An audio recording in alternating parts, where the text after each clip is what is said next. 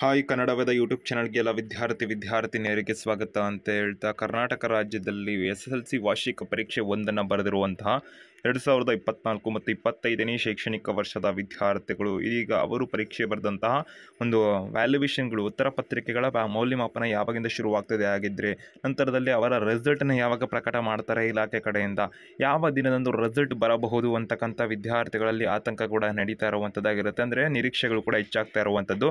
ಅದಕ್ಕೆ ಸಂಬಂಧಪಟ್ಟಂತೆ ವಿದ್ಯಾರ್ಥಿಗಳಿಗೆ ವಿಡಿಯೋದಲ್ಲಿ ಮಾಹಿತಿನ ತಿಳಿಸ್ತಾ ಇದ್ದು, SSLC ವಾರ್ಷಿಕ ಪರೀಕ್ಷೆ ಮುಕ್ತಾಯ ಆಗಿದ್ದು ವಿದ್ಯಾರ್ಥಿಗಳ ಉತ್ತರ ಪತ್ರಿಕೆಗಳ ಮೌಲ್ಯಮಾಪನವನ್ನು ಯಾವಾಗಿಂದ ಶುರು ಮಾಡ್ತಾರೆ, ಅವರ ರಿಸಲ್ಟ್ ಯಾವಾಗ ಬರ್ತದೆ ಆಗಿದ್ರೆ, ಇದಕ್ಕೆ ಸಂಬಂಧಪಟ್ಟಂತೆ ಸಂಪೂರ್ಣ ಮಾಹಿತಿನ ತಿಳ್ಕೊಳ್ಳೋದಕ್ಕೆ ಕನ್ನಡವಾದ ಯೂಟ್ಯೂಬ್ ಚಾನಲ್ಗೆ ಸಬ್ಸ್ಕ್ರೈಬ್ ಆಗಿ ಬೆಲ್ ಐಕನ್ ಕ್ಲಿಕ್ ಮಾಡಿ. ಇತರೆ ಮುಂದಿನ ದಿನಗಳಲ್ಲೂ ಕೂಡ ಒಂದು ಗ್ರೇಸ್ ಮಾರ್ಕ್ಸ್ ಆಗಿರ್ಬೋದು, ವಿದ್ಯಾರ್ಥಿಗಳ ರಿಸಲ್ಟ್ ಆಗಿರ್ಬೋದು, ಮೌಲ್ಯಮಾಪನ ಇತ್ಯಾದಿ ಮಾಹಿತಿಗಳನ್ನು ಕನ್ನಡವಾದ ಯೂಟ್ಯೂಬ್ ಚಾನಲ್ ನಿಮಗೆ ತಲುಪಿಸ್ತಾ ಇರ್ತೀವಿ. ಅದಕ್ಕೆ ಚಾನಲ್ಗೆ ಇನ್ನೂ ಸಬ್ಸ್ಕ್ರೈಬ್ ಆಗಿಲ್ಲ ಅಂದ್ರೆ ಬೆಲ್ ಐಕನ್ ಕ್ಲಿಕ್ ಮಾಡಿ. ನಿಮ್ಮೆಲ್ಲ ಸ್ನೇಹಿತರು ಕೂಡ ವಿಡಿಯೋ ನೋಡಿದ ನಂತರದಲ್ಲಿ ಅವರಿಗೆ ಮಾಹಿತಿನ ಶೇರ್ ಮಾಡಿ, ಅವ್ರಿಗೂ ಕೂಡ ಒಂದು ಮಾಹಿತಿನ ತಲುಪಿಸಿ ವಿದ್ಯಾರ್ಥಿಗಳಿಗೆ.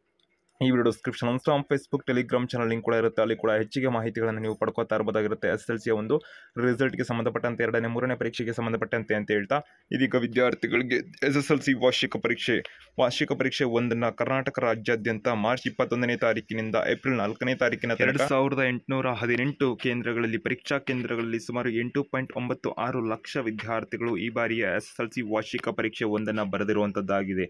ಹೀಗಾಗಿ ಕರ್ನಾಟಕ ರಾಜ್ಯದಲ್ಲಿ ನಡೆದಂಥ ಈ ಒಂದು SSLC ವಾರ್ಷಿಕ ಪರೀಕ್ಷೆ ಒಂದರಲ್ಲಿ ಒಟ್ಟು ವಿದ್ಯಾರ್ಥಿಗಳ ಒಂದು ಸಂಖ್ಯೆಗೆ ಅನುಗುಣವಾಗಿ ವಿದ್ಯಾರ್ಥಿಗಳ ಒಟ್ಟು 6 ವಿಷಯಗಳ ವಿದ್ಯಾರ್ಥಿಗಳ 55 ಲಕ್ಷಕ್ಕೂ ಹೆಚ್ಚು ಉತ್ತರ ಪತ್ರಿಕೆಗಳ ಮೌಲ್ಯಮಾಪನ ಕಾರ್ಯ ನಡೆಯಲಿದೆ ಅಂತ ಕರ್ನಾಟಕ ಶಾಲಾ ಪರೀಕ್ಷೆ ಮತ್ತು ಮೌಲ್ಯ ನಿರ್ಣಯ ಮಂಡಳಿ ಕಡೆಯಿಂದ ಮಾಹಿತಿ ತಿಳಿದು ಬಂದಿರುವಂಥದ್ದು. ವಿದ್ಯಾರ್ಥಿಗಳೇ ಅಂದರೆ 55 ಲಕ್ಷಕ್ಕೂ ಅಧಿಕ ಉತ್ತರ ಪತ್ರಿಕೆಗಳ ಮೌಲ್ಯಮಾಪನ ಕಾರ್ಯ ನಡೆಯಬೇಕಿದೆ ಅಂತ ಅವರು ತಿಳಿಸಿದ್ದು.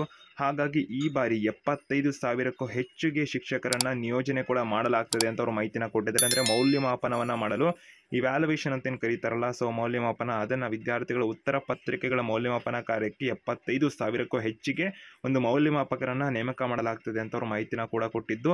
ಇದರ ಒಂದು ಮೌಲ್ಯಮಾಪನ ಕಾರ್ಯ ಯಾವಾಗಿಂದ ಶುರುವಾಗ್ತದೆ ವಿದ್ಯಾರ್ಥಿಗಳಿಗೆ ಅಂತ ತಿಳಿಸುವುದಾದರೆ, ಒಂದು ಏಪ್ರಿಲ್ ತಿಂಗಳ 15ನೇ ತಾರೀಕಿನಿಂದ ವಿದ್ಯಾರ್ಥಿಗಳಿಗೆ ಏಪ್ರಿಲ್ ತಿಂಗಳ 15ರಿಂದ ಮೌಲ್ಯಮಾಪನ ಕಾರ್ಯವನ್ನು ಪ್ರಾರಂಭಿಸಲಾಗ್ತದೆ ಅಂತ ಮಾಹಿತಿನ ಕೊಟ್ಟಿದ್ದಾರೆ. ಏಪ್ರಿಲ್ 11ನೇ ತಾರೀಕಿನಿಂದ ಕೋಡಿಂಗ್ ಮತ್ತು ಡಿಕೋಡಿಂಗ್ ಪ್ರಕ್ರಿಯೆ ನಡೆದ ನಂತರದಲ್ಲಿ ಏಪ್ರಿಲ್ 15ರಿಂದ ಉತ್ತರ ಪತ್ರಿಕೆಗಳ ಮೌಲ್ಯಮಾಪನ ಕಾರ್ಯವು ಆರಂಭಗೊಳ್ಳಲಿದೆ ಅಂತ ಕರ್ನಾಟಕ ಶಾಲಾ ಪರೀಕ್ಷೆ ಮತ್ತು ಮೌಲ್ಯ ನಿರ್ಣಯ ಮಂಡಳಿ ಕಡೆಯಿಂದ ಒಂದು ಅಧಿಕೃತವಾಗಿ ಮಾಹಿತಿ ತಿಳಿದು ಬಂದಿರುವಂಥದ್ದಾಗಿದೆ.